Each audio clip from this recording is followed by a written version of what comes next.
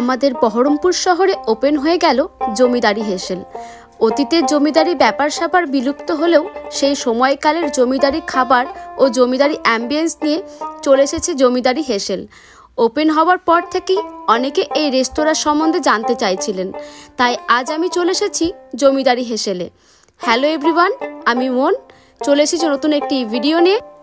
এখানকার খাবার, অ্যাম্বিয়েন্স ও মেনু সবটাই শেয়ার করব।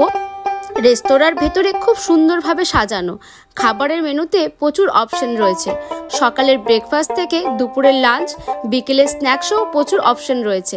তাছাড়াও মেনুতে ছিল জমিদারি স্পেশাল পদ, মুর্গ মুসাল্লাম, সুলতানি মুর্গ, বিরিয়ানির সঙ্গে রয়েছে ঘোল ও লস্যি।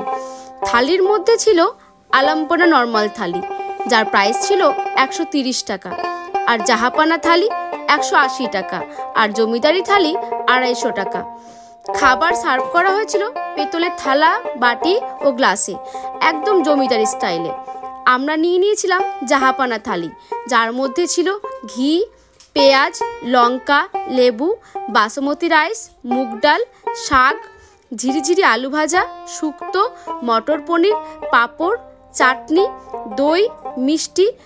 আমি যেহেতু ভিডিও করছিলাম তাই বাকি খাবারগুলোও আপনাদের দেখিয়ে দিলাম। আলাদাভাবে নিয়েছিলাম 2 পিস চিকেন।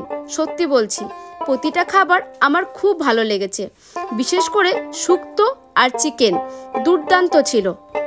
আর শেষ পাতে ছিল চাটনি, পাঁপড়, দই, মিষ্টি। অ্যাড্রেসটা হলো মোহনা বাস স্ট্যান্ডের একদম সামনে, শিবম হোটেলের নিচে।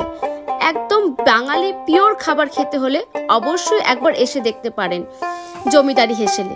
আর এখানকার খাবার আপনাদের কেমন লেগেছে জানাতে কিন্তু ভুলবেন না। এখানকার স্টাফদের ব্যবহারও কিন্তু বেশ ভালো ছিল। আজকের ভিডিও এখানে শেষ করছি, দেখা হবে নেক্সট ব্লগে। ভালো থাকবেন। আমার ভিডিও ভালো লাগলে অবশ্যই লাইক, কমেন্ট অ্যান্ড শেয়ার করতে ভুলবেন না। টাটা, ভালো থাকবেন।